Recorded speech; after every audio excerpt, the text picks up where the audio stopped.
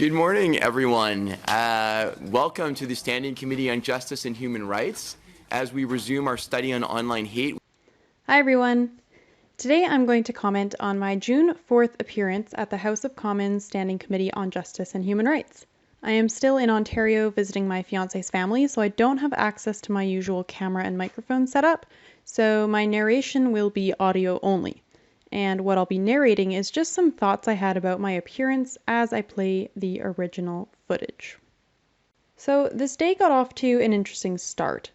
First off, the committee moved to basically expunge the whole Michael Cooper situation from the record. In a nutshell, Michael Cooper is a Conservative MP who, at one of the earlier hearings on May 28th, took issue with something that one of the witnesses said before the committee. That witness was Alberta Muslim Public Affairs Council President Faisal Khan Suri, and Cooper interpreted one of Suri's comments as linking conservatism with the Christchurch shooter. So Cooper told Suri he should be ashamed of his comment and read a portion from the Christchurch shooter's manifesto to make it clear that the shooter did not identify as a conservative. For this, Cooper was removed from the Justice Committee, but not from the Conservative Party caucus, because a whole bunch of people made a fuss about how Cooper quoted the manifesto to a Muslim. This is the motion that the day started with. Here's the motion. Whereas the treatment by Mr. Cooper of the President of the Alberta Muslim Public Affairs Council was discriminatory, hurtful, and disrespectful, and whereas reading into the record the comments from the terrorist attacker in Christchurch, New Zealand was inappropriate, be it resolved that the committee recommends that the name of the attacker in the Christchurch, New Zealand massacre, as well as any quoted portion of his manifesto, be expunged from the committee's Hansard, and that the committee report this recommendation to the House. Okay. Just give me 1 second, please. I believe this motion is receivable, and it's related to the online hate study we're doing right now, since it related to a meeting that we did on online hate, so the 48-hour rule wouldn't apply. So I'll rule this as a receivable, and Mr. Boissonneau, the floor is yours if you want to speak to your motion. Well, Mr. Chair, thanks very much. I think the motion speaks for itself. I think we've had conversations here both in camera and ex-camera on this matter. It's a sensitive matter. We expect Canadians to be able to come to this committee and be heard and to not receive the kind of treatment that Mr. Suri received. At the same time, we also play a role in Canada and the international community, and I think it's important that this reference be expunged from our committee's record. Ultimately, the members' vote decided that they will indeed expunge the record. Now, in a Huffington Post article, Faisal Khan Suri said that while he hasn't seen Cooper demonstrate any racism, he believes the way the St. Albert Edmonton MP behaved seemed that he had a very bigoted and extremist viewpoint. Seemed that he had a very bigoted and extremist viewpoint? Seemed? That is enough for Faisal Khan Suri to call for Cooper to be kicked out of caucus? The article also reads, the head of the Alberta Muslim Anti-Racism Advocacy Group questioned what Cooper was doing with the manifesto. That manifesto should not be in the hands of any Canadian whatsoever. That is the most grotesque thing that I could ever see. Why would I even want to have or read a document that somewhat dignifies and justifies the murder of 51 innocent people? Well, Cooper was a member of the Justice Committee, which is undertaking a study in online hate. Is it not pretty appropriate for him to be somewhat familiar with what is essentially an online hate document? So I think the Conservatives really ceded ground by giving in to the leftist mobs and kicking Cooper off of the Justice Committee. And I think that move disappointed a lot of Conservatives. The next thing that happened was NDP MP Randall Garrison got all huffy that this session with myself and Conservative commentators Mark Stein and John Robson was the only session being televised, while the statements of the other 54 or so witnesses were audio only. It turned out that the chair, Anthony Housefather, suggested the session be televised because of public interest. So Garrison introduced a motion to make it audio only, All members from every party agreed, and they cut the video feed. Thank you very much, Mr. Chair. Not being the permanent representative on this committee, I received a very late notice that this session was to be televised, and I guess my question is that none of the previous testimony by witnesses has been televised, and so it seems peculiar to me that only the last segment of this would actually be televised by the committee. So I guess I'm going to ask the chair why that's taking place, but perhaps short circuit that by simply saying that I'll move at this time that this meeting not be televised any further. Vote, is there anyone that wants a recorded vote? Mr. Garrison wishes a recorded vote. I'm going to turn it again to the clerk, Monsieur de Graffier. Monsieur Boissonneau? Agreed. Mr. Sassi? Agreed. Mr. Fraser? Yes. Mr. Erskine-Smith? I'm here on Icker's behalf, so yes. Mr. McKinnon? Yes. Mr. Barrett? Yeah. Monsieur Brassard? Oui. Mr. McKenzie? Yes. And Mr. Garrison? Yes. So in favor 10, again 0. So Favor 10, so we will not televise this the rest of this meeting. Suspend for a And minute. I will suspend for 1 minute, and we will move to an audio recording, and then we will hopefully start with the witnesses. So, by the way, before these proceedings started, I was just mentioning to Mark Stein, who was sitting beside me, that Liberal MP Ikra Khalid's name tag placeholder thing was just removed and replaced with someone else's name, and this was just a mere observation. But then the Liberal MP Randy Boissonneau, who was sitting quite far away from us, so I was surprised he could eavesdrop from so far, especially with other voices talking and stuff, and he goes, "It's Eid right now, so all the Muslim MPs have the day off." And he said this not in a helpful tone of voice, but in a way that he thought Mark Stein and I would be very triggered by him mentioning a Muslim holiday. But we don't care, Randy. We don't care. I was making an idle observation. I then made my opening statement to the committee. If you have already listened to my statement and want to skip ahead, I'll put the time to skip ahead to on screen. And if you want to read it instead, it was published in the Post-Millennial, so I'll post that in the description. Witnesses will speak in turn. Ms. Shepherd, you're on the list first. We're going to go in the order of the agenda. The floor is yours, ma'am. Honorable members, thank you for the invitation to appear today. Earlier this year, I received a 7-day suspension from the social media website Twitter for violating their rules against hateful conduct. According to the Twitter rules, you may not promote violence against, threaten, or harass other people on the basis of race, ethnicity, national origin, sexual orientation, gender, gender identity, religious affiliation, age, disability, or serious disease. So what was my tweet that supposedly promoted violence, threatened, or harassed someone? Well, my tweet referenced an individual that I cannot name here today due to a publication ban in this country. This individual can only be referred to as JY. JY is an individual that has taken 14 female estheticians to the BC Human Rights Tribunal because they declined to perform waxing services on his male genitalia. There are also screenshots of Facebook messages between JY and others, where it appears he makes very predatory comments about wanting to help 10 to 12-year-old girls with their tampons in bathroom stalls. In the tweet that got me suspended, I referred to JY as a guy who creeps on young girls and vulnerable working women in the Vancouver area. And I posted some of the Facebook messages he has written about his plans to approach young girls in the female washrooms. Why was it deemed hateful conduct for me to write this tweet? Because JY purports to be a male-to-female transgender person. And so by alerting people to his troubling conduct, I got kicked off Twitter for 7 days because what I wrote was seen as a transgression against his gender identity. Prominent Canadian feminist Megan Murphy was permanently banned from Twitter for misgendering the same individual, JY, that I have just spoken about, and for tweeting, "Men aren't women, though." These tweets also fell under Twitter's hateful conduct policy. Murphy is now suing Twitter because as a journalist, her livelihood is largely dependent on her online presence, and she is being denied an online presence and being denied the ability to participate in the public square, as online spaces are today's public square.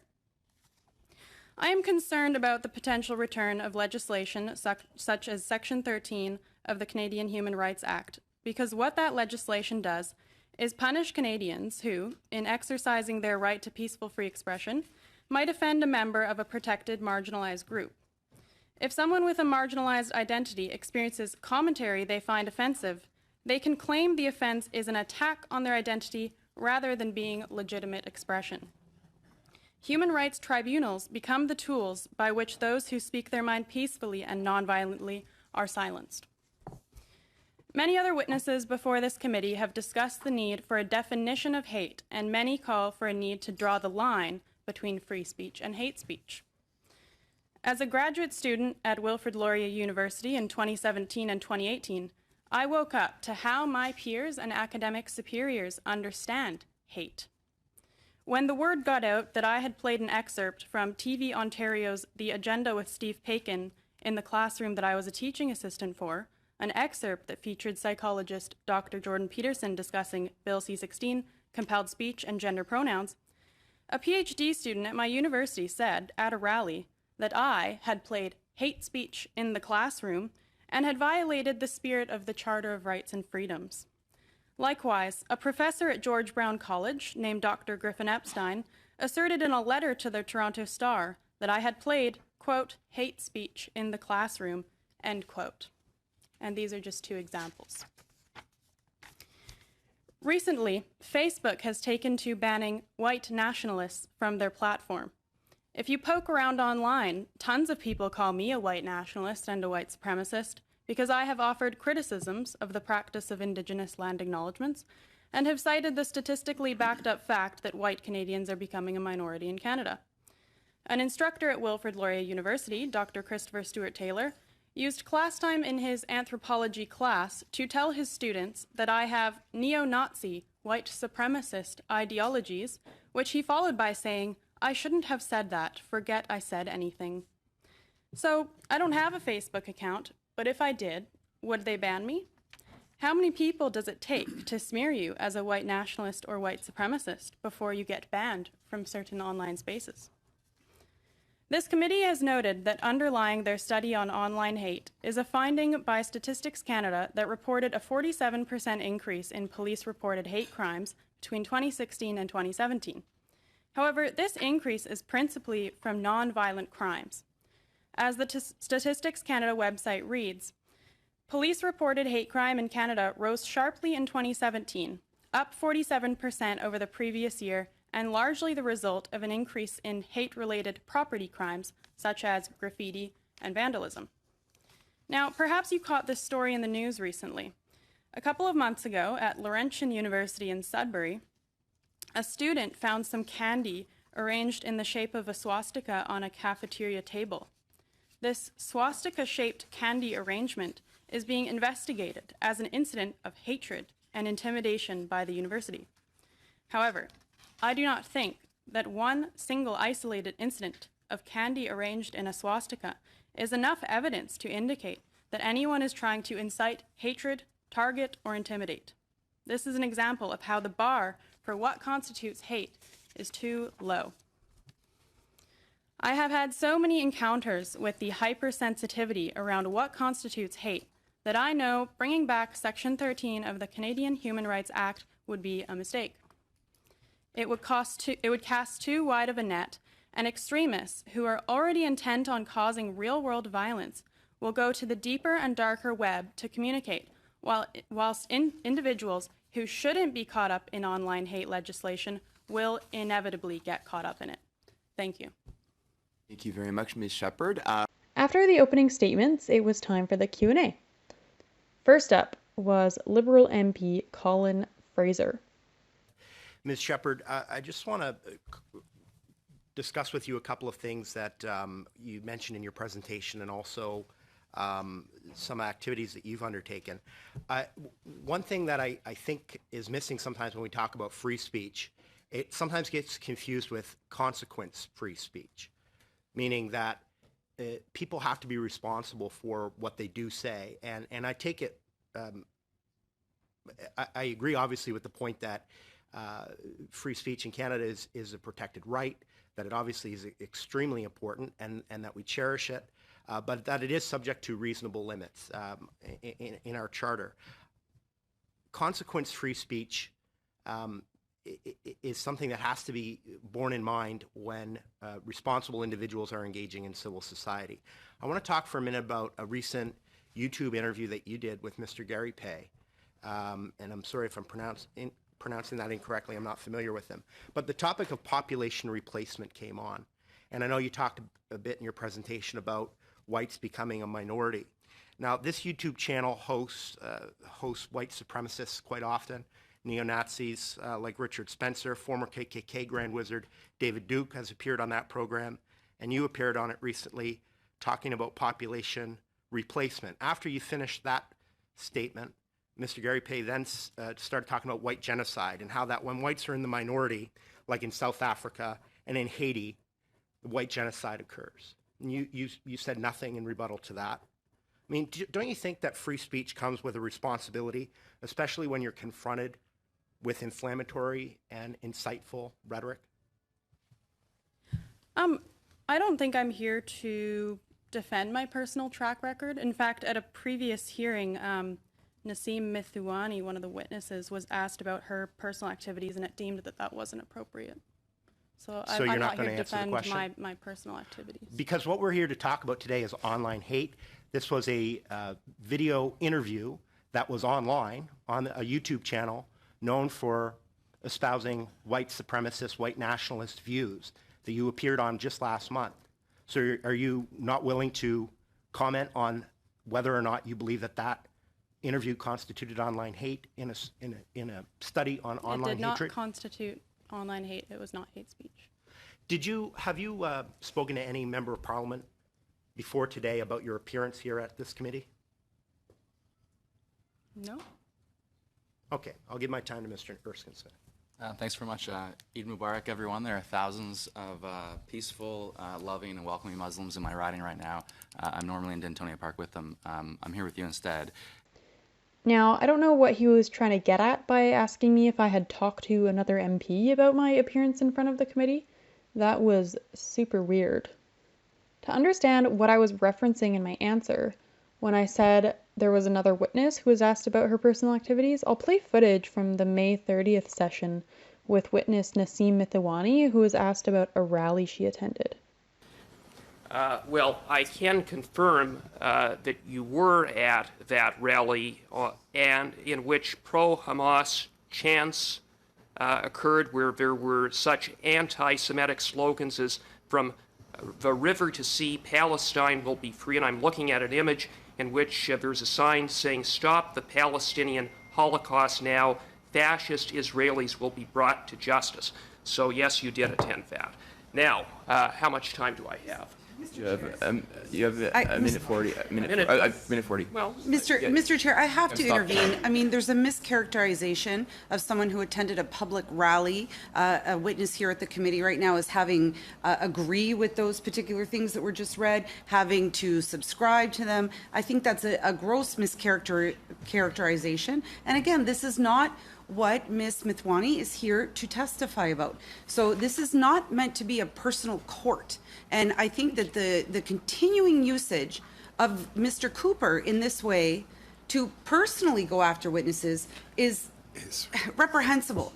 This is the second time, Mr. Chair. I understand, but we have to also understand that it's not unparliamentary. I did not say it was, and but I I'd like I to agree. say... So for the chair to intervene, it needs to be something that is unparliamentary.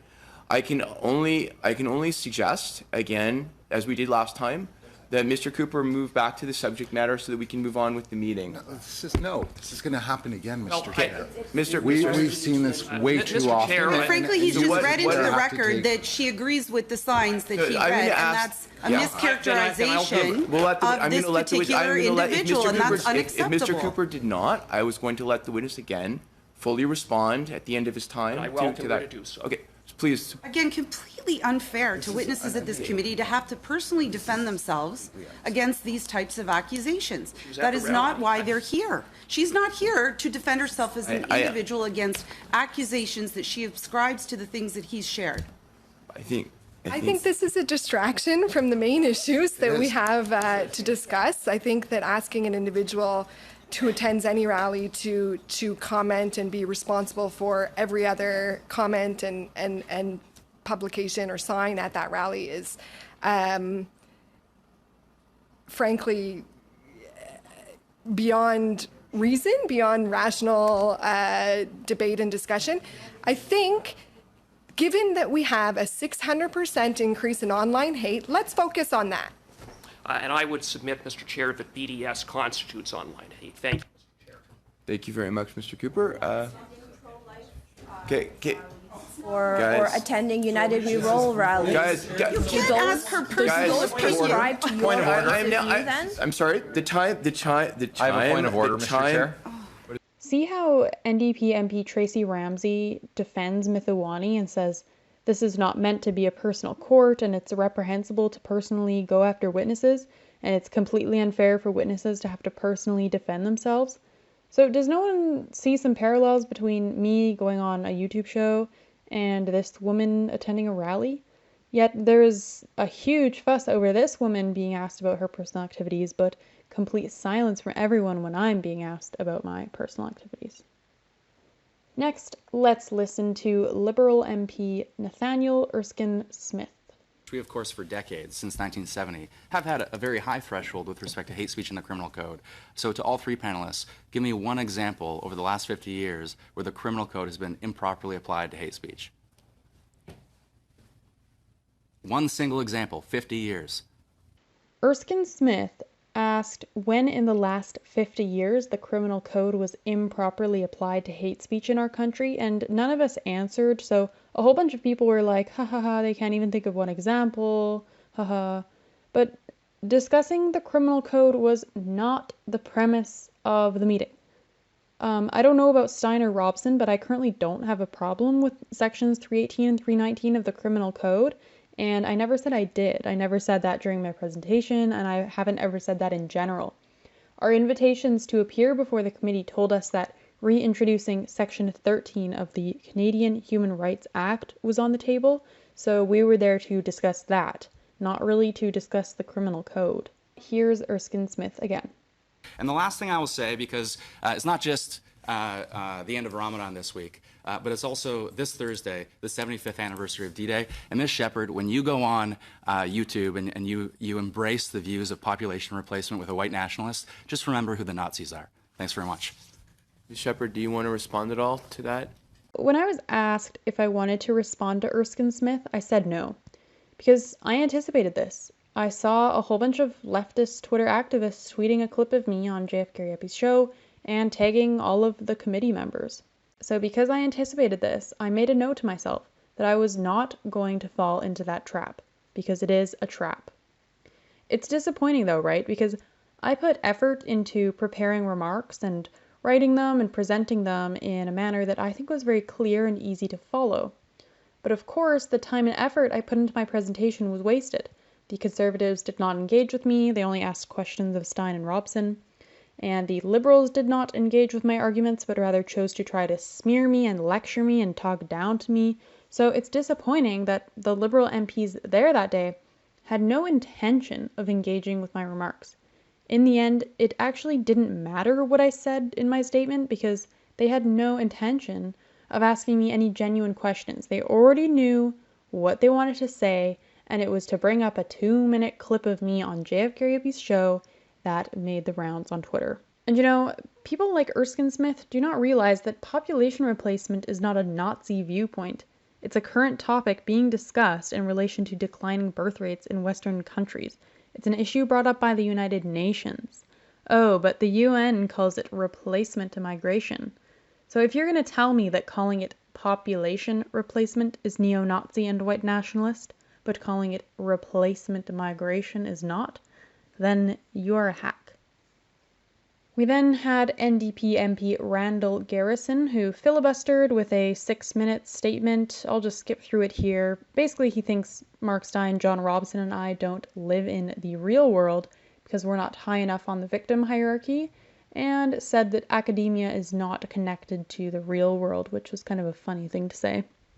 Mr. Garrison. Thank you very much, Mr. Chair. And I must confess, I find this panel extremely challenging because I happen to live in the real world and I happen to live in this century. And so I'm going to talk very personally here as someone who has been the first out gay man in a lot of different positions. And I don't think any of you three understand what the result of the hate speech is. And so I guess I reject almost everything that you said today because the context you place it in is academic, is historical, and has no relation at all to what happens in the real world. And so I believe, Mr. Chair, that we're out of time as a committee, so I will leave my comments there. Well, there was no, he didn't ask any questions, Mr. Stein, and that's a member's prerogative to just make a statement and not ask questions. Mr. Assassi is next. Mr. Assassi. Next, Liberal MP Ali Assassi. So do you think that public figures, Canadian public figures, have a responsibility to condemn hate speech? No. No, you think it's perfectly fine. So you agree it's destructive, but you don't think it should be condemned? I don't think people have a responsibility to condemn. You don't think people have a responsibility to condemn? But I think you said here they are deserving of harsh criticism. That doesn't mean people have to be assigned a responsibility. No, but you do agree that these terrible things are deserving of harsh criticism. Sure. So why do you think that our public figures should be spared? I guess I just don't want to go into a situation where it's you have to speak out on every single little thing that happened, and if you're silent, you are a culprit. Things. Do you think the big things they should criticize? Well, then we have to go into what's the difference between a little thing and a big thing, Sure, and see how these things go in circles, right? With the notion that they should be condemned. Sorry? But the big things, as you put it, you think should be condemned. Yes, but then the problem is the operational definitions. Okay. Thank you for that. No, thank you for that, Ali Assassi, for your very thought-provoking questions that really added a lot of depth to the conversation. Anyways, that's all I've got for now. Though I was taken aback by the conduct of the Liberal and NDP committee members, ultimately I was grateful for the opportunity to participate in the democratic process and contribute my perspective to a parliamentary committee. Thanks so much for watching, everyone, and please subscribe if you haven't already. Bye for now.